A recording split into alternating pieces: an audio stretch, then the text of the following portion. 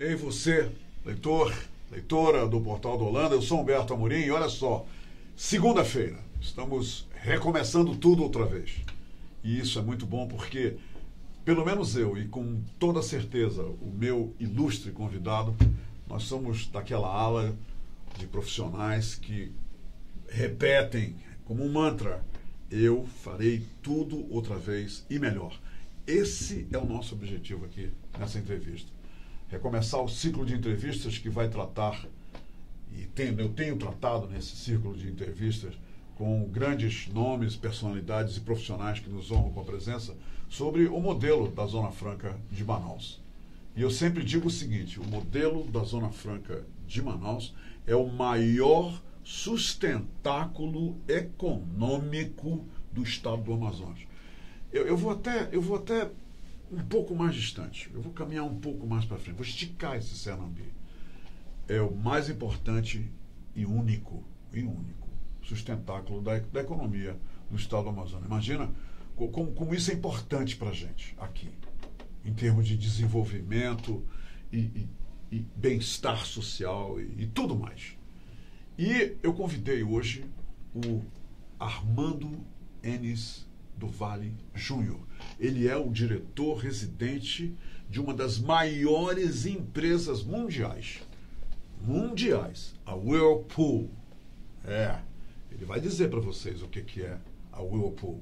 E a Whirlpool tem uma presença histórica no Distrito Industrial de Manaus. Da mesma forma como Armando do Vale tem uma presença também histórica, como industrial, como executivo no nosso distrito. Ele sabe da história, ele vivencia o chão da fábrica há muitos anos e eu garanto a vocês o seguinte: ninguém melhor do que o Armando nessa atual conjuntura para falar da realidade que envolve o dia a dia, a rotina, o faz, não faz, o vai, não vai de uma grande empresa, que é a Whirlpool. Mas nós vamos fazer o seguinte: o Armando está aqui só quietinho, entendeu? Só me olhando aqui, tá vendo? Nós vamos fazer o nosso intervalo de 15 segundos e nós voltamos. Aí é a vez de nós, mais uma vez, tatearmos, né, esse grande elefante que é o modelo da Zona Franca de Manaus, que está tomando uma nova forma. Então está todo mundo tateando para ver como é que forma é essa. Eu volto já. Se quero te amar e te amar e te amar muitos anos, cuida bem de mim. Então misture tudo dentro de nós. Bem, minha gente, de volta e agora é para valer. Armando Enes do Vale Júnior, seja muitíssimo bem-vindo ao Hora do H e para a gente conversar. E que prazer eu tenho de te entrevistar pela primeira vez assim, envolvendo o Distrito Industrial. Obrigado. Já estou aqui envergonhado com os elogios que você me faz. Manaus é uma terra em que eu vivo há 33 anos, já sou mais amazonense do que paulista, tenho o título de cidadão amazonense, o que me permite falar daqui com muita propriedade. Minha família, minhas filhas estão aqui, tenho muito orgulho da sua amizade também. Obrigado pelo convite, é um prazer. Tenho assistido às suas entrevistas e elas são, creio que elas, como você falou, vai desenhando um pouco, vai tateando o que está acontecendo e ajuda no raciocínio de para onde a gente vai. Armando, olha só, eu falei que o principal sustentáculo da economia amazonense é o modelo da Zona Franca de Manaus. Agora, tem uma realidade preocupante atrás desse modelo. Eu até anotei aqui. Esse modelo tem dado sinais de enfraquecimentos, ele tem tido perda de vantagens, fuga de capital, redução. Aí é que mora o perigo, a redução dos postos de trabalho. Você concorda com essa situação que eu acabo de dizer? É essa mesma a realidade e que vem acontecendo sistematicamente desde 2014? Humberto, eu acho que desde que eu cheguei aqui em 86, sempre tem uma ameaça, tem uma discussão, você tem um fato novo. Por ser um regime de exceção, né, a Zona Franca é um regime de exceção fiscal no Brasil, ela sempre sofre interferências de configurações, né? O Brasil é uma complicação. Eu me formei na área de economia, durante muito tempo fui controller, e vou te dizer que a Urpo hoje tem quase mais gente trabalhando na área fiscal e tributária do que tem na área de vendas, por exemplo. Então, essa é uma complicação muito grande do país. Você tem leis que não são claras, vide aí a aprovação que a gente teve do IPI, né? Você tem uma lei que, para ser entendida, tem que ser julgada no STF, para ter a compreensão líquida e certa de um direito que, teoricamente, está ali escrito. Então, tem uma complexidade muito grande. Que o governo vai ter que fazer alguma coisa sobre isso, e é bem-vindo o sinal de simplificação, eu não tenho dúvida que precisa. Precisa de força, precisa de apoio da população, de empresários e empresas. Eu vi esse movimento aí a favor da previdência dos empresários, e não tem nada mais certo do que isso, do que tentar aprovar isso de uma forma rápida e eficiente, né? Também aprovar metade não vai resolver. Mas vindo aqui para o nosso universo Zona Franca, a gente sempre teve uma fragilidade nessas discussões. Talvez seja a hora de a gente ter um modelo que tenha firmeza de proposições daqui para frente. Você quer dizer um novo modelo, né? Um novo modelo. Modelo. Porque assim, o IVA é inevitável, ele virá. Qual é o formato do IVA? A gente está, nós aqui nos bastidores do Zona Franca estamos discutindo. Por exemplo, o imposto de importação me parece que é uma coisa que vai ficar, porque o imposto regulatório nem está mencionado nessa reforma do Sintra. IOF sobre transação financeira vai ter um outro nome, mas enfim, vai ter um imposto sobre transações. E aí que a gente tem que trabalhar, tem que usar qual é o universo de exceção. Porque claramente, Humberto, a gente pode gostar ou não, mas quando a gente fala de indústria e atração para cá, só o incentivo fiscal é que traz. Não tem outra razão. A logística é complicada, o povo é maravilhoso, mas é complexo. Quer dizer, o único grande apelo é a isenção fiscal. Acabou. Porque se assim não for, é mais fácil levar tudo para São Paulo e Rio de Janeiro. Porque lá está 80% do mercado. Não estou falando nem de norte, estou falando do Brasil inteiro. Mas o Brasil, se destacar São Paulo, a economia de São Paulo é pujante, é grande, é enorme, é 3 vezes Israel, por exemplo, ou 4 vezes Israel. Mas se você quer um modelo de desenvolvimento regional, com o país que nós temos, você precisa ter incentivo fiscal. Então, mas o incentivo fiscal, ele é parte desse jogo. Então, quando fala em Manaus de novas matrizes, as novas matrizes devem vir para complementar esta matriz que está instalada. Eu acho que você conheceu o estudo da GV. Sim. Eu tive a honra de participar do momento zero desse trabalho de contratação, com o Márcio, com o Wilson, com o Jorge Júnior da Eletros, a própria DDE, a própria Urpo, Bemol, são patrocinadores desse trabalho, porque isso custa também, para você fazer ainda mais uma fundação. E ali o Márcio chamou a atenção para uma coisa também interessante. Se você fosse desenhar hoje um polo industrial com outra vocação, mercado interno, bom, primeiro, por que a China é grande? Porque o mercado é grande. Então, ele consegue fazer para o mercado chinês e para o mercado de exportação. Sim. Então, você precisa de volume. Se você pensar no modelo de exportação a partir de Manaus, você precisa do modelo interno. Então, o modelo que está instalado com todas as empresas que estão aqui, ele é gratificante pelo lado que, se fosse redesenhar isso, você precisaria um polo forte de empresas que fornecem para o mercado nacional, mas precisam de facilitação para exportação. Quais são essas facilitações? Você precisa de melhor infraestrutura, que já é falado repetidamente, condições de financiamento e, de novo, incentivo fiscal.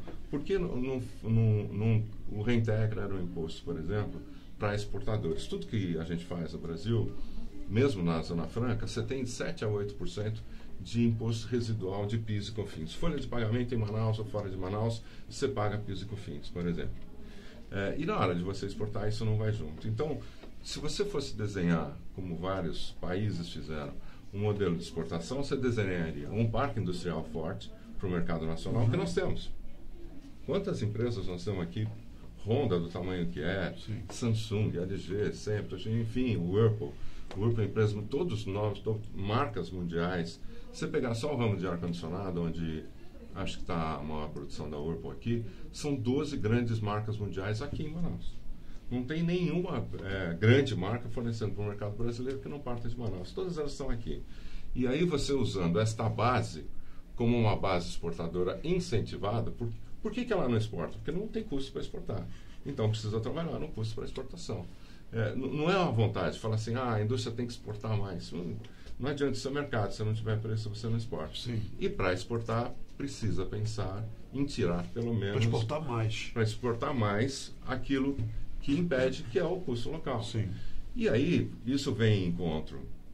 Quando o ministro da Economia fala que vai tirar o peso de folha de pagamento, faz sentido. Porque a folha de pagamento mais barata é verdade. Você paga um funcionário R$5.000, ele recebe 3 e o empregador paga 11. Sim. Quer dizer, isso tem uma distorção enorme e que merece ser consertada. E se consertada, pode pôr a Zona Franca num outro pace. Só que, para chegar até lá, precisa manter o modelo que está aqui. Sim. O modelo de explorações... E tentando evitar também que ele seja menos desidratado possível também, não é? Exato. Não, eu acho que ele precisa crescer, porque se ele parar de crescer, ele encolhe. Exato.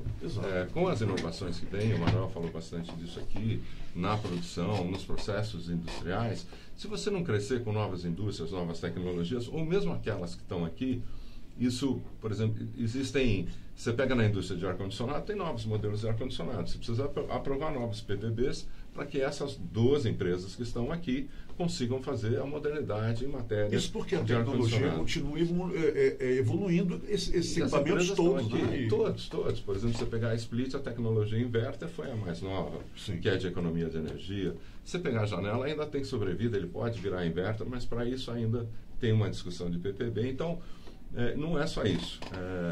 Todos os produtos que aqui estão vão evoluir. Imagino, não dá para não pensar numa motocicleta elétrica daqui a pouco, produzida aqui. Precisa de um PPB para fazer isso. Onde estão as fábricas de motocicleta? Aqui. Então, essa legislação precisa andar, as indústrias precisam andar e construir modelos alternativos. Eu não acredito num modelo só. Muitas vezes fala assim, mineração. Mineração vai ser parte... Eu acho ainda que o que dá mais emprego é a indústria. Seja ela a indústria convencional, e de forma mais imediata também, não é? Sim, onde cresce a produção, emprega. Cresce a produção, emprega, não é assim? É isso aí, tem que ter uma estratégia de governo. Acabei de ver no Nordeste agora as empresas têxteis. É impressionante, eles criaram um mercado têxtil ali. Então, mesmo que tenha influência do Paraguai, não chega na região, porque, de novo, o custo é competitivo e me pareceu um movimento bastante inteligente. Mas, de novo, assim, trazendo a discussão para cá, eu acho que nós temos um parque industrial com todas as melhores práticas que você pode imaginar. Por exemplo, uma Whirlpool tem todas as melhores práticas do mundo na fábrica aqui. Essa fábrica vem se transformando ao longo do tempo. Se fala em indústria 4.0. O padrão é internacional. Internacional. A Whirlpool, ela parte do pressuposto que todas as suas práticas têm que ser mundiais. Algumas mais aceleradas, outras não. E o Brasil é uma referência nesse andamento. A gente consegue ter aqui resultados bastante bons na fábrica de Manaus, Joinville, Claro, enfim. E uma outra coisa, Humberto, uma empresa desse tamanho que não se dedique a custo, a Whirlpool é uma das líderes de mercado no setor de eletrodomésticos. Para quem não sabe, a marca Ponce Brastemp pertence ao grupo. E se assim ela não for, ela não é competitiva. Quando você tem uma folha que aumentava aqui recentemente 10% ao ano, hoje aumenta 5%, 6% ao ano, se você não compensar isso em eficiência no processo produtivo, você não consegue ir na ponta e levar o preço ao longo do tempo. Eu lembro, tem uma coisa interna muito legal, que a gente sempre lembra de algumas coisas, falando assim, aquela máquina de lavar que era toda de aço, aquela era boa, porque durava 12 anos. Eu já ouvi isso. Aquela máquina precisaria hoje de R$4.000. E uma máquina de lavar hoje está em torno de 1.100. Então, você precisa fazer essas modernidades. E isso tudo é aplicação, isso é dinheiro, isso é investimento, é desenho. Um produto para chegar no mercado, ele leva 3, 4 anos desenvolvendo. E dinheiro... O que você tiver aqui para desenvolver, você acaba gastando. Então, você acaba desenhando onde você vai fazer, qual é o caminho que você vai fazer ao longo do tempo. E nesse caminho, parte está a modernidade da produção. A produção precisa ser sempre mais moderna, em termos de adicionar equipamentos. E eu vou te dar um exemplo já que eu vi acontecer na minha vida industrial. Né? Eu vim da área econômica, mas há 30 anos trabalho na indústria. E depois acabei tomando, inclusive, conta das fábricas da América Latina, da Whirlpool inteira. Se você precisa estar atento a todas as tecnologias. Não dá tempo de olhar todas as técnicas, porque a velocidade hoje é tão grande que você tem que escolher aquilo que você vai aplicar. Mas eu digo, quando eu cheguei em Manaus em 1986, eu trabalhava na Sharp, então, e aí todo ano chegava para comprar parafusadeira. Pneumática era o nome do processo na época. E eram aquelas parafusadeiras que fechavam o produto, colocavam o parafuso. Dali a pouco apareceu... Diziam que os operários só apertavam os parafusos. Essa história de Zona Franca. E aquela parafusadeira não tinha controle nenhum. Ele pegava e apertava um determinado parafuso, colocava ali, tinha um dispositivo. Depois veio as parafusadeiras com torque, porque aí a força que colocava no parafuso estava calibrada por um determinado produto. Trocava o produto, tinha que ser outra parafusadeira, e na medida que você ia parafusando o produto, você tinha que ter vários montadores para parafusar parafusos diferentes com diferentes torques. Nós estamos falando de recursos humanos agora, montadores, pessoas. Né? Depois isso evoluiu um pouquinho e veio uma parafusadeira que o parafuso já vinha para a ponta da parafusadeira. Então ele só posicionava assim e já levava para o produto. Já eliminamos a necessidade aí daquele camarada que colocava. De alimentação, do tempo mais rápido, etc, etc. E há pouco tempo, passado todo esse tempo, eu fui para a Argentina, a inauguração de uma fábrica com tecnologia da Whirlpool. E eu vi uma parafusadeira ligada ao Wi-Fi com 2 caras só operando. E uma diversidade de produtos na linha muito grande. E aí, o que antes precisariam, quantas pessoas mais ou menos? No mínimo 6. No mínimo 6. Para fechar o produto inteiro. Sim. Então, produto gente do lado de lá, gente do lado de cada linha, cada um fazendo uma operação. Quando o produto passa na frente do operador, um leitor lê que produto é, seta a parafusadeira, põe o parafuso na ponta do operador e o movimento dele aqui está sendo olhado por um sensor de movimento. Se ele apontar no lugar errado, a parafusadeira não vai. Então aquele parafuso entra num determinado lugar, mas a parafusadeira não funciona no outro. Entendi. E a hora que ele movimenta, vem um outro parafuso, o produto gira, então 2 montadores acabam fazendo o trabalho de todos. Isso é eficiência. Aí você vê, tem tecnologia de ler, desenvolvimento do produto, para ter código de barras para conversar sobre isso, e a câmera para ler o movimento do operador. E tudo isso acaba dando eficiência do processo, que vai barateando o custo de produção ao longo do tempo. Se você não tiver produto novo, mais volume, voltando aqui para o nosso quintal, você vai ter um monte de gente no mercado. Então você precisa de produto novo agora, e volume novo. É verdade, Armando, mas para fazer tudo isso que você falou, nós precisamos ter uma base de ensino, pesquisa e inovação. Quer dizer, tenho dúvida. Tem que se preparar para isso. Não tenho dúvida. Não é? E nós não temos isso hoje aqui. Não tem, mas as empresas têm. E poderia, as empresas de alguma forma, se aproveitar. De novo, assim, se você fosse desenhar uma base tecnológica de indústrias para fazer exportação, você ia atrair empresas multinacionais. Armando, a maioria desses camaradas que passaram pelo distrito aprendeu fazendo, não é? Aprendeu. A gente tem pessoas que estudaram aqui, se formaram aqui, estão trabalhando nas fábricas da Whirlpool no mundo.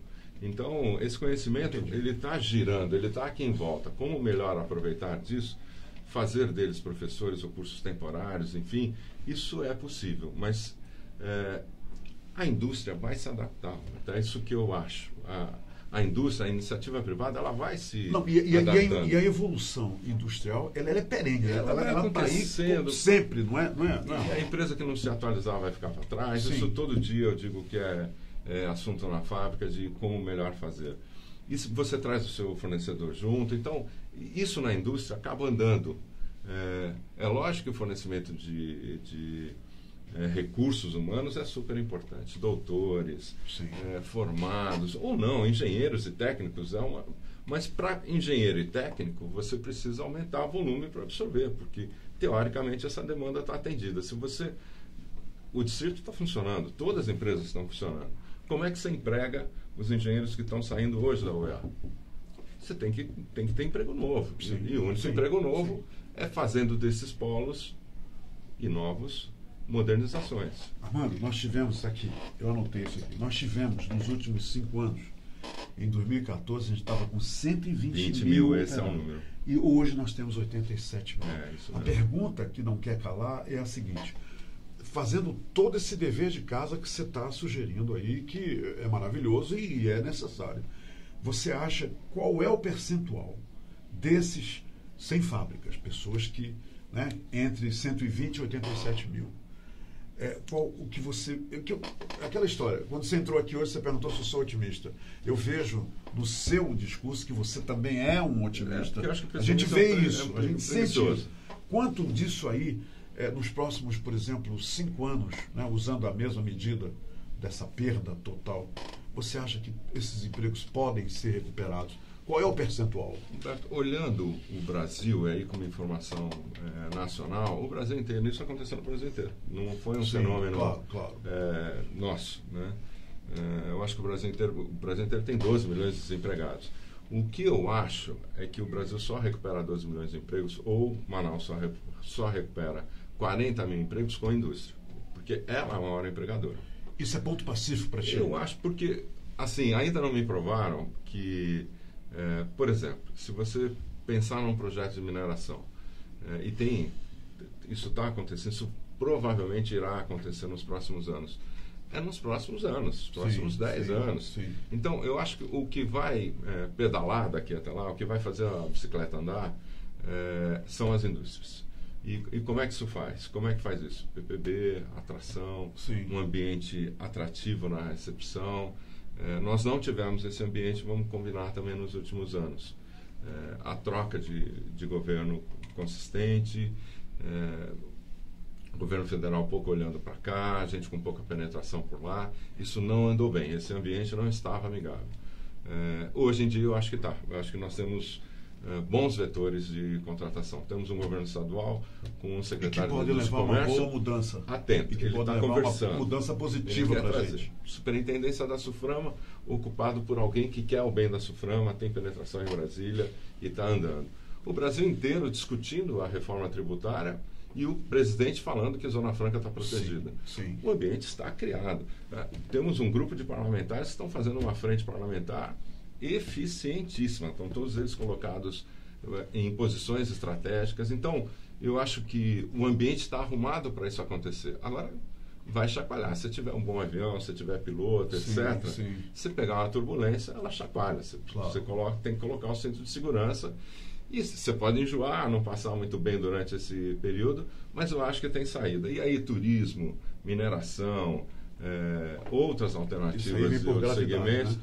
Ele vai completar esse ciclo que ainda acredito que precisa ser por aí. Armando, todas as pessoas que passaram aqui, eu posso até citar para você, o Wilson Périco, o Ulisses Tapajós, que são o próprio doutor que são personalidades importantes e pensadoras da região. O próprio doutor. Tenho muito orgulho de tê-los como amigos. Manuel Cardoso veio aqui e tudo mais.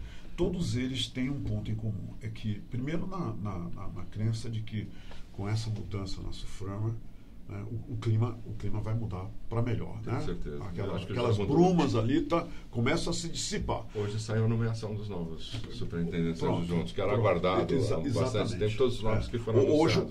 Hoje o prefeito se reuniu aí para dizer que está abrindo uma licitação até com âmbito internacional para asfaltar as ruas do distrito. Quer dizer, são certos sinais. Hoje aconteceu isso com o prefeito. Então, o que acontece? Nós temos aí uma coisa absurda aqui no estado do Amazonas, que é uma ex-estrada. Eu acho que não existe ex-estrada em lugar nenhum do Brasil, mas nós temos uma ex-estrada. Verdade. Né? Verdade. Muito bem. Nós temos aqui a questão dos PPBs, que estão retidos, aliás, a decisão em Brasília, se vai ser ou não vai ser em Brasília, e tornou-se, então, uma luta da superintendência, dos empresários, e uma promessa que está aí sendo desenhada para os PPBs, a decisão voltar. Quer dizer, acontecendo isso, Armando, a estrada deixa de ser ex. Porque estão falando, o vice-presidente da República disse para mim, na frente de vários empresários, lá no Hotel da 20, quando eu perguntei sobre a estrada, ele disse: a minha mãe mora em Humaitá. Eu falei: Humberto, a minha mãe mora em Humaitá, então tu imaginas, né, a estrada passa em Humaitá. Não sei se você estava naquela plateia, mas ele fez isso. Ele disse isso para mim. Ele disse isso para mim, né, o vice-presidente. Então você acha que a estrada deixa de ser ex-estrada, que agora é ex, está aí, né, abandonado. Os PPBs, né, começam a ser realmente a ser utilizados como devem aqui em Manaus. Aí não tem como que esse clima não ser bom, Armando? Não, eu acho que o clima, de novo, assim, Humberto, eu gosto de pensar eu não gosto de ser pessimista. O copo cheio, o copo vazio, aquela história, né? Eu acredito sempre que a gente vai encher o copo. E separa esse problema em dois, né? A questão da estrada é um problema logístico que nós temos. Então, quando você está do portão para dentro da fábrica, as fábricas todo dia estão trabalhando em eficiência, todo dia. E ela, é o nome do jogo, né? É o nome do jogo, eficiência, enfim, ao limite, né? Ao limite da integração das novas tecnologias, dos novos conhecimentos, dos novos estudos, o que é descoberto no mundo inteiro chega em Manaus com muita rapidez. Onde é que está a possibilidade de a gente aumentar a nossa eficiência, digamos assim? Na infraestrutura e a estrada. Okay. Ainda que seja estrada, né? Se pudesse desenhar isso, trem, etc., algo mais eficiente, mas o primeiro passo é a estrada. E que se respeite o meio ambiente. Quer dizer, tem toda essa preocupação da estrada, é verdade, tudo isso, todos esses estudos são verdades. Agora, há situações de contorno que podem ser feitas, né? Você pega uma estrada dessa, faz uma BR-319, ou que seja, terceiriza e faça no contrato a preservação do entorno. Eu não tenho dúvida que uma empresa privada que pega um contrato desse vai fazer. Está invisível. O superintendente da SUFRAMA, na sua opinião, Coronel Menezes, que inclusive também é um amigo meu querido, ele tem o apoio, ele tem uma base de crença que está sendo embalada, movida pela esperança de que tudo vai dar certo por parte do empresariado do Amazonas? Não tenho dúvida por duas coisas. Primeiro, que o empresariado quer que ele dê certo. Segundo, que ele tem comunicado com muita clareza tudo aquilo que ele quer. E já faz bastante tempo que a gente não tem um superintendente da SUFRAMA que se dirige ao empresariado e o empresariado não precisa ficar indo lá, né? Então, você pega o coronel, ele já teve... Ele é Alfredo Menezes, né? Mas todo mundo chama de coronel. Exato. Eu posso dizer que eu privo do carinho de poder chamá-lo de coronel. Tivemos juntos hoje de manhã discutindo investimento em Manaus, etc. Ele tem se comunicado. Ele teve na Eletros, ele já teve na Eletros em São Paulo, que aliás está sendo dirigido por um amazonense de forma muito eficiente. Você poderia só dizer rapidamente, para as pessoas que não sabem, o que é a Eletros, hein, Armando? A Eletros é a Associação Nacional de Fabricantes de Eletrodomésticos. Então, embora a linha marrom, o que a gente chama de linha marrom é TV, etc., esteja dentro da Eletros, tem a linha branca, tem a linha marrom. Tem toda a linha branca, exatamente. Esse é o diferencial. E tem toda a linha branca, quer dizer, todos os fabricantes de geladeiras, fogão, por exemplo, tem mais de 14 fabricantes no Brasil. No Brasil inteiro. Então, a Eletros é uma entidade que cuida, representa, tem como associados mais fortes, digamos assim, com o maior número de fábricas aqui em Manaus, mas tem todos os fabricantes nacionais lá dentro. Então, tem nós, Panasonic, Samsung, LG, enfim, Electrolux, todas as grandes marcas do Brasil estão lá, representadas por essa entidade. E aí temos as entidades locais, por exemplo, Cian, uma entidade local, e muito ligada a Eletros agora, quer dizer, os dois presidentes têm se conversado bastante, e a nossa felicidade de ter agora ali em São Paulo, na Eletros, um representante que conhece muito bem aqui, transita muito bem aqui, mas está lá, e gera até alguns certos ciúmes dentro da Eletros, porque a linha branca fica, peraí, não dá só atenção para Manaus, que se dá muito bem com o Wilson, que é um líder, desculpa, enfim, conhecedor e defensor, e compra umas brigas que precisam ser compradas com toda a propriedade. A gente tem, de novo, aí um momento que há algum tempo não tínhamos, né? A gente tinha uma Eletros afastada, quase inimiga de Zona Franca, colava muito isso aqui, né? Eletros é uma entidade inimiga e tal, ninguém mais fala nisso, e é a amazonense que está lá, e muito ligada à entidade daqui. Então, você tem blindagens aí bastante fortes. Se eu pudesse voltar atrás e desenhar há 3 anos atrás o que eu queria, era o formato que a gente tem hoje. No ano 2000, no ano de 1990, nós tínhamos 600 empresas no Distrito Industrial. De 2014 para cá, de 480, nós perdemos 30, estamos com 450. Manter esse parque com esse número ou ampliar esse parque, qual é o melhor? É ampliar esse parque ou manter com 450? Não. Você acha que a gente pode ampliar mais esse parque? Se você mantiver, você não mantém com 450. Se você congelar a reunião do CAS, você congelar a PPB, o número de empresas, não é que elas tendem a desaparecer, mas elas vão sendo compradas, absorvidas, internalizadas, a tecnologia muda, elas deixam de existir. Então, porque tem empresas que têm fábricas que têm morte natural, não é? Não é natural. Uma morte natural, desaparece. Nós vimos chegou o momento de desaparecer. Nós vimos acontecer aqui. Eu conheci uma indústria forte que fazia bobina desmagnetizadora para cinescópio de TV. E era enorme, né? E hoje não tem mais nem cinescópio. É verdade. Né? Uma indústria de madeira que fazia gabinete de caixa acústica e gabinete de televisão também. Hoje não tem mais. Então, isso é da tecnologia, isso vai acontecer. O que você precisa é alimentar, desde que respeitado. Eu concordo assim.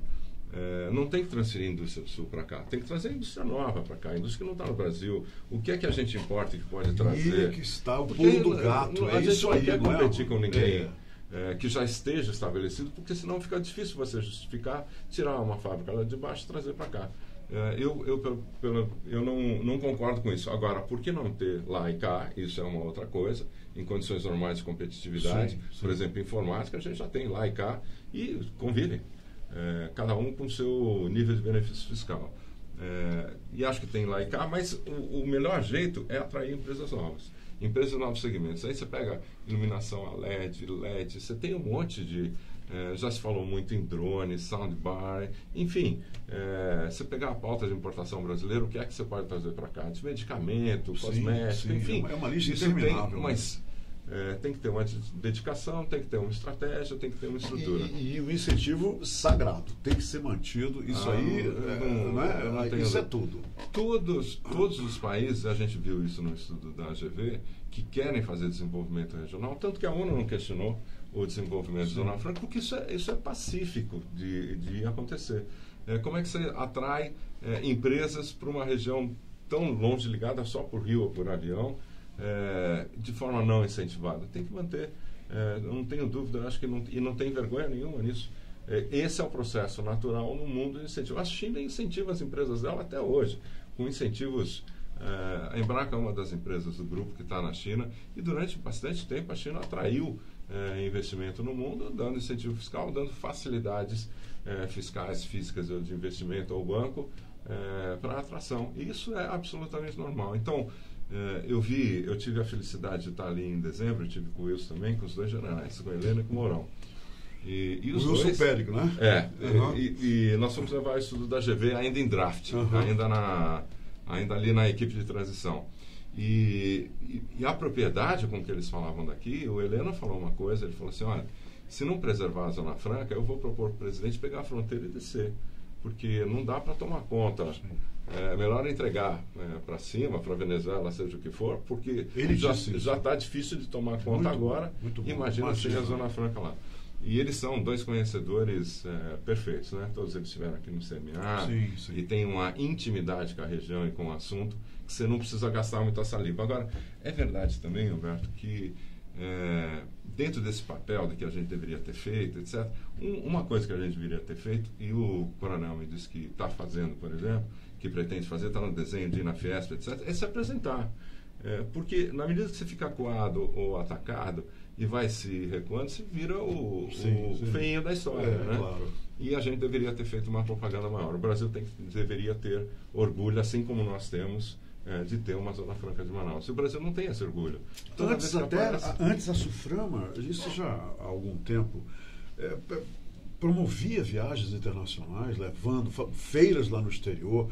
Há uma grande feira aqui em Manaus, de 2 em 2 anos. Isso tudo acabou, Armando. É verdade. Isso, então, ao longo do tempo, Deus queira que isso seja retomado, e que as coisas melhorem mesmo. Eu torço. Eu acho que sim. Eu acho que a gente tem... E vamos lembrar, esse governo está aí há 4 meses. É verdade. O superintendente está aí há 90 dias, há 70 eu acho que nem dias. Eu acho que nem isso. Os superintendentes adjuntos foram nomeados hoje. Sim. Está aí uma grande notícia, a nomeação dos superintendentes adjuntos. Que era uma preocupação de que ele estava ali, sem poder passar a bola para ninguém. Isso aí. E um sinal de prestígio. Sem dúvida. Um sinal de apoio. Eu quero acreditar que a gente vai andar, ainda que com todas essas preocupações. E muita coisa a gente espera e sabemos vai ser melhorada. Muita coisa. Eu tendo a ser um otimista. Aquela frase, o melhor está por vir, Isso aí é uma frase que cabe agora? Eu acho que cabe. Cabe. Eu acho que tem que caber, né? E se não couber, eu acho que a gente está sendo incompetente em não fazer ela ser funcional, né? Bacana. Porque, de novo, depende do grupo de líderes que estão nessa terra, ganham aqui, né? Você depende daqui. Eu tenho 100% da minha E a união aqui. Fundamental também, né? É isso mesmo. É isso União mesmo. de todos, E, né? No mesmo norte, isso aí é fundamental. e sem achar briga para o lado de lá. Sim. A gente precisa caminhar junto com o Brasil junto com a gente, entender que essa é uma região que precisa ser olhada por todo brasileiro que se julgue um bom brasileiro. Obrigado pela entrevista. Imagina, obrigado a você. Prazer em Obrigado também. Obrigado por estar aqui. Melhor ainda está por vir. Tá certo. Ok, minha gente, por hoje é só. Falei para vocês, tá vendo só? Eu tenho uma brincadeira que eu faço com os leitores e leitoras, que é o seguinte, que de vez em quando a gente vai lá e mata a cobra e mostra a cobra. Acabamos de fazer isso, tá? Acabamos de fazer isso com a Amanda. Obrigado. Ok, minha gente, amanhã a gente volta e o nosso convidado vai falar sobre a realização do 11º ENAM. É um evento que vai acontecer em Manaus, reunindo, reparem só, conselheiros dos conselhos de economia de toda a Amazônia Legal. Isso aqui, Manaus vai ferver com essa turma. Eu sou economista. Você tá vendo? Aí é uma economia que deverá participar também, é no final de maio, e o nosso convidado virá aqui amanhã para conversar com a gente sobre esse assunto, 11º ENAM. Tá bom? Muito obrigado pela companhia e até amanhã. Obrigado a todos.